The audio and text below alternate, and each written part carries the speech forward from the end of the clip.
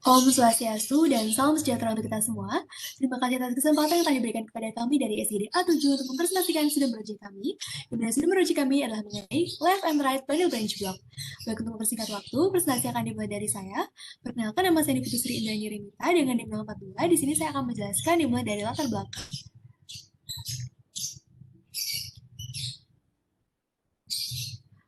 Baik, saya akan mulai dari latar belakang.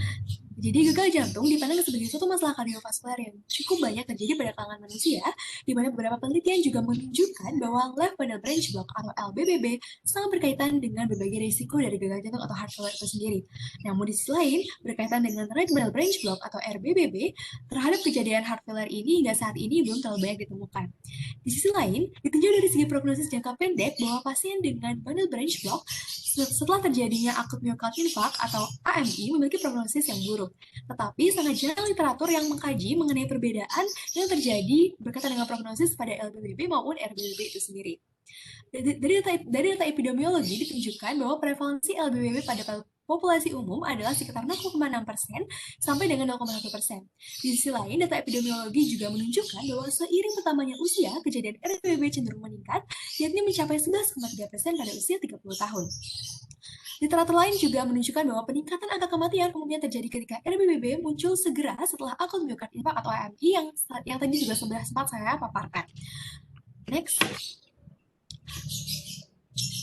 Berkaitan dengan latar belakang tersebutlah, maka diperlukan pemahaman lebih lanjut mengenai gangguan ini, mulai dari definisi, epidemiologi, patofisiologi, gejala klinis, serta cara diagnosis dan juga hingga prognosis nantinya. Dan mana ini diharapkan dapat meningkatkan wawasan dari tenaga kesehatan sehingga dapat berkontribusi dalam peningkatan atau penanganan kasus dari left and right bundle branch block ini sehingga dapat diminimalisir dampak buruknya nantinya. Baik, sekian dari saya, akan lanjutkan oleh rekan saya.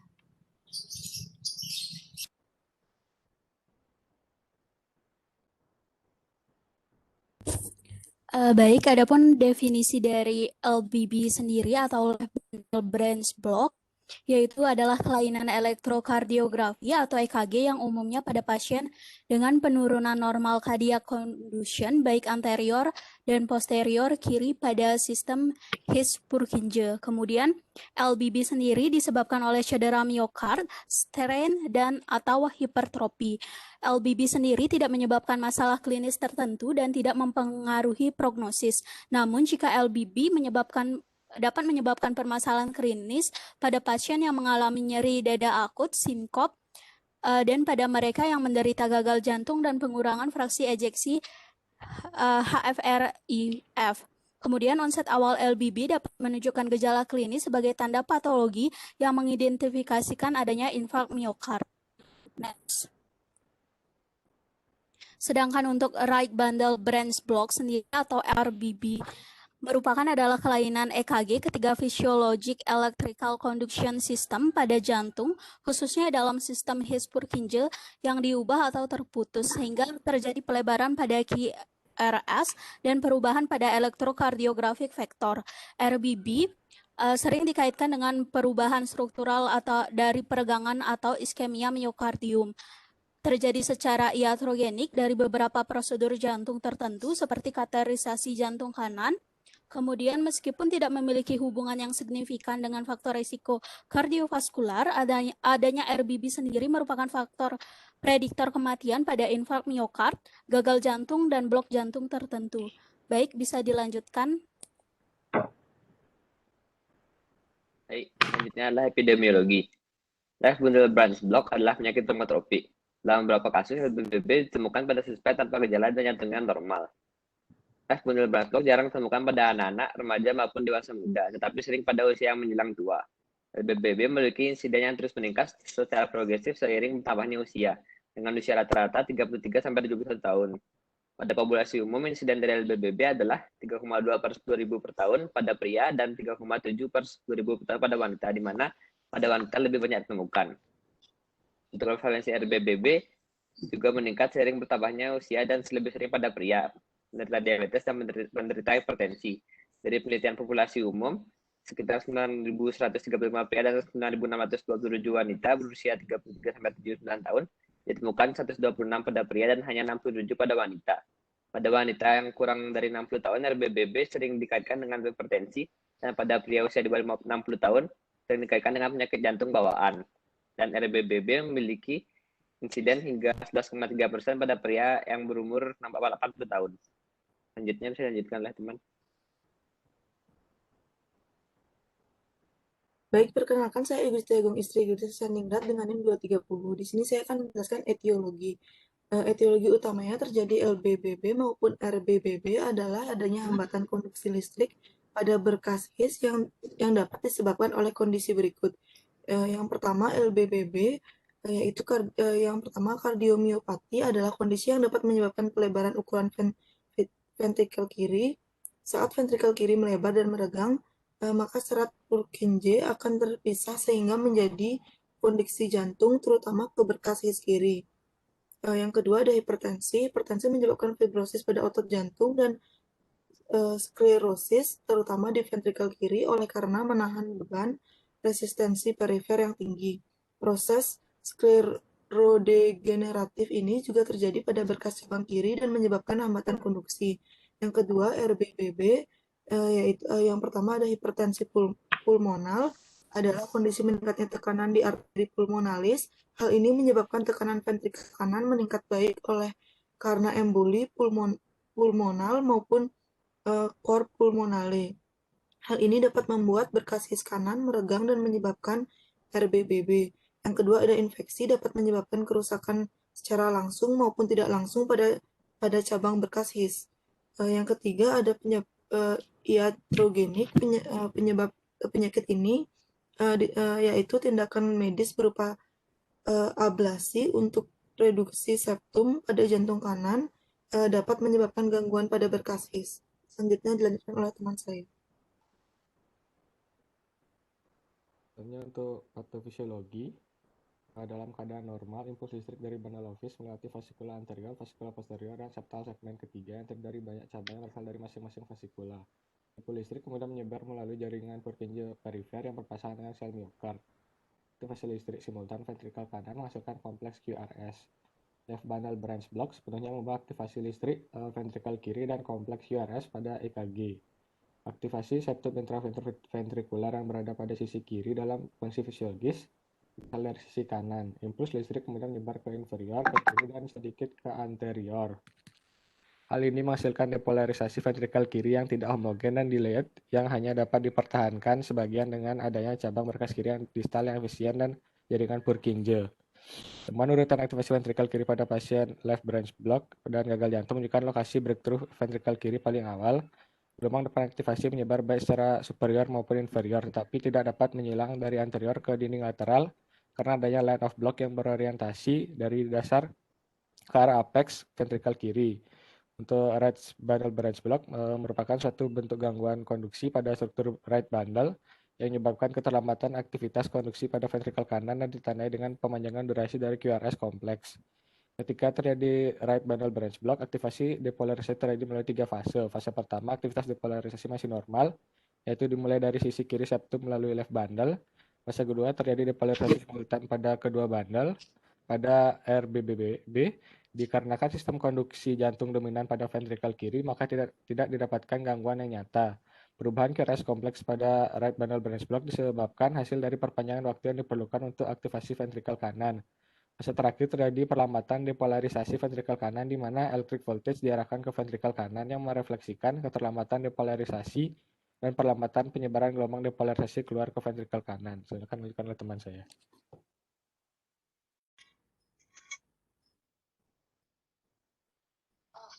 Perkenalkan, nama saya Idewa Ida Pramasari dengan 3 digit NIM terakhir 199.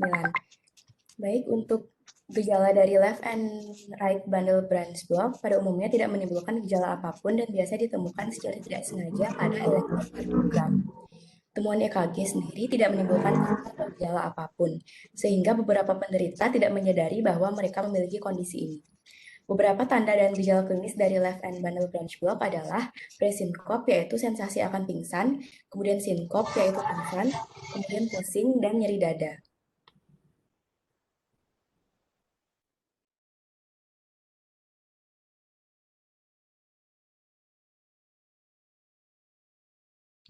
Baik, selanjutnya faktor risiko.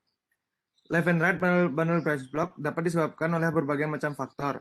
Pada populasi tertentu dijumpai pada orang yang normal, sementara pada populasi yang lain, bundle branch block dihubungkan dengan kelainan organik jantung. Left and right bundle branch block juga dapat terjadi pada berbagai kondisi yang berefek pada jantung seperti ASD dengan left to right shunt, lalu penyakit paru kronis dengan hipertensi pulmonal, pada kasus-kasus valvular seperti stenosis pulmonal, proses degeneratif pada sistem konduksi di pasien-pasien tua, dan pada penyakit jantung koroner.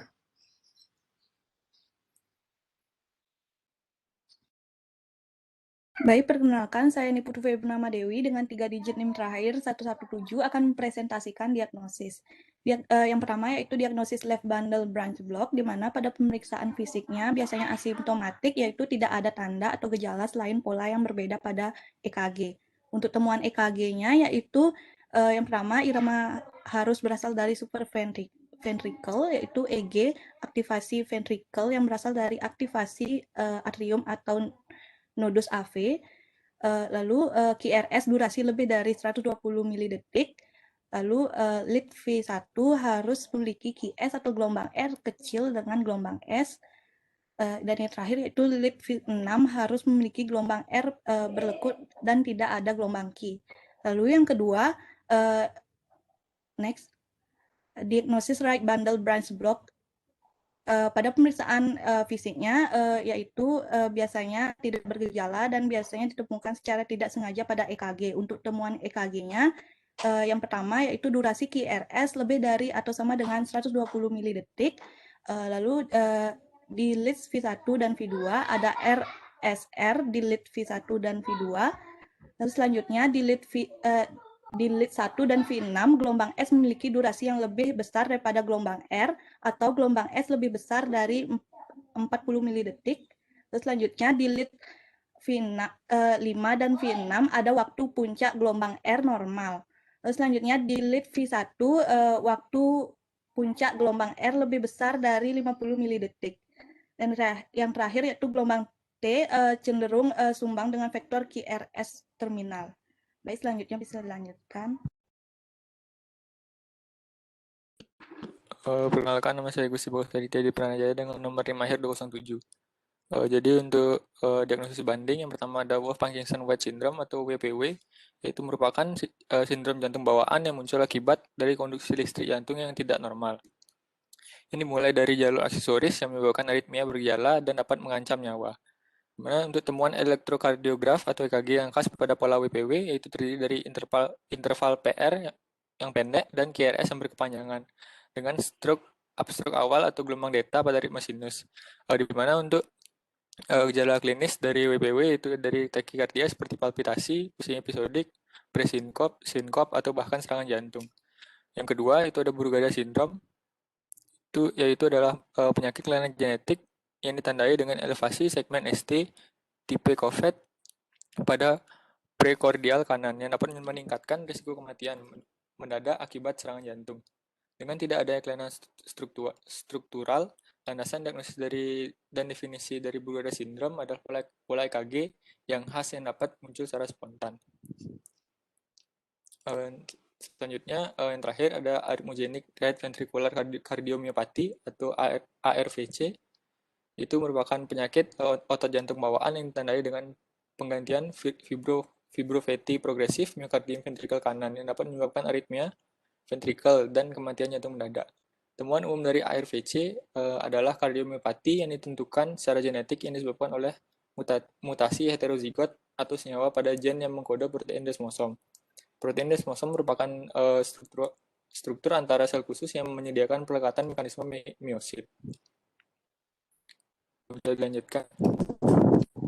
Baik, di sini saya perkenalkan, saya Natasha Leonore Gunawan dengan 3 digit yang terakhir 243.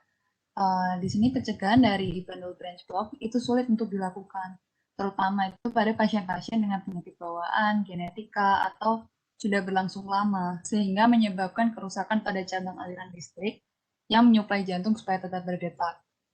Nah, yang dapat dilakukan adalah dengan mencegah kondisi-kondisi yang memperparah bundle branch block.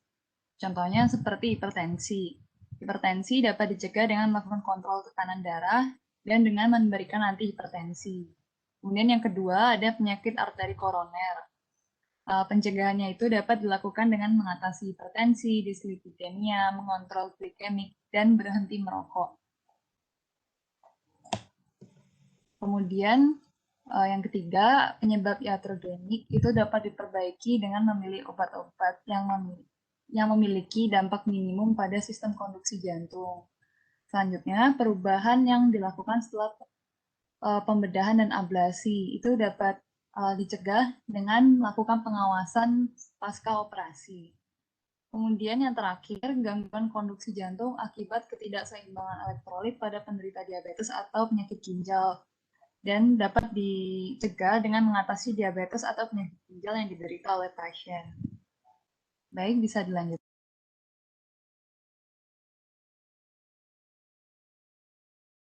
Baik, saya Putu Gitanjani Mahadewi Smadi dengan 3 digit NIM terakhir 024. Di sini saya akan melanjutkan untuk membahas tata laksana. Sebenarnya tidak ada terapi farmakologi yang spesifik yang dapat diberikan kepada pasien dengan LBBB dan RBBB ini. Oleh karena itu, umumnya terapinya dengan mengobati penyakit dasar dan terapi simptomatis. Namun, ada beberapa alat bantu yang dapat dipasang pada pasien.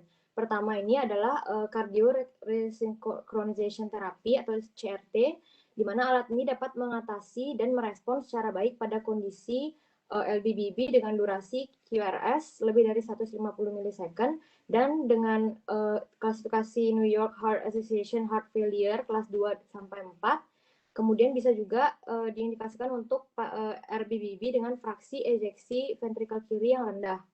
Kemudian selanjutnya saya lanjutkan, bisa di next.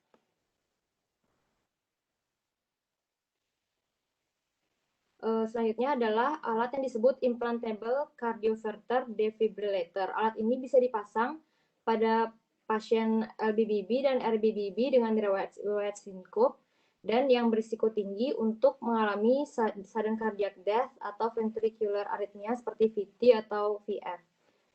Baik, bisa dilanjutkan. Sebelumnya perkenalkan, nama saya John Kevin Wijaya dengan NIM akhir 185. Di sini saya akan menjelaskan tentang prognosis dan juga komplikasi. Dimulai dari yang pertama adalah left bundle branch block. Dikatakan bahwa komplikasi pada left bundle branch block ini lebih berat dibandingkan pada kasus-kasus pasien RBBB. Kemudian komplikasi dan juga angka sudden death dikatakan lebih banyak atau lebih berat pada kasus pria dibandingkan kasus wanita. Kemudian, left bundle branch block ini dikatakan menjadi suatu indikasi awal terjadinya proses degeneratif progresif dari ventricular myocardium. Berikutnya adalah right bundle branch block, dikatakan bahwa komplikasi pada RBBB ini lebih ringan dibandingkan LBBB. Kemudian RBBB mengindikasikan terjadinya cor pulmonale, emboli pulmonal, myokarditis, dan juga myocardial infarct. Kemudian untuk komplikasinya, bundle branch block baik itu left dan juga right, dia dapat berkembang menjadi kasus aritmia, gagal jantung, cardiogenic shock, infark, dan juga mortalitas. Berikutnya bisa dilanjutkan.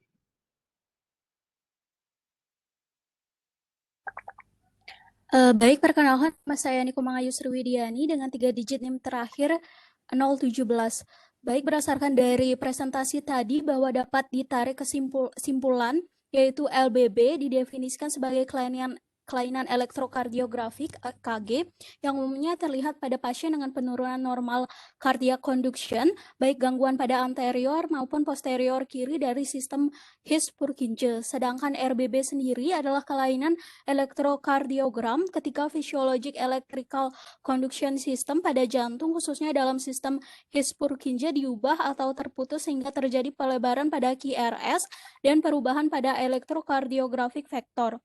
Bundle branch block atau RBB dan LBB sendiri sering dikaitkan dengan meningkatnya angka mortalitas akibat serangan jantung. Kemudian left and bundle branch block menyebabkan beberapa tanda gejala klinis, di antaranya adalah presinkop atau sensasi akan pingsan, sinkop, pingsan, pusing, dan nyeri kepala. Next.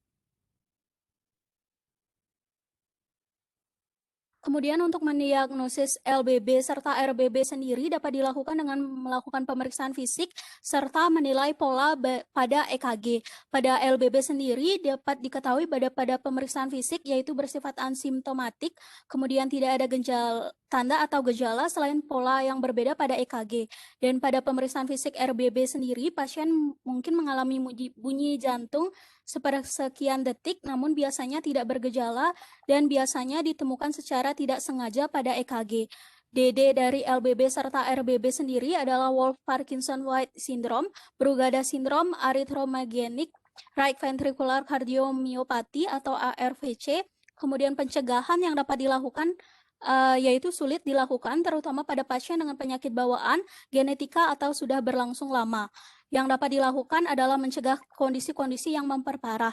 Kemudian untuk penata laksananya sendiri, yaitu tidak ada terapi farmakologis spesifik yang dapat diberikan kepada pasien, sehingga terapi yang dapat dilakukan adalah mengobati penyakit dasar dan terapi simptomatis.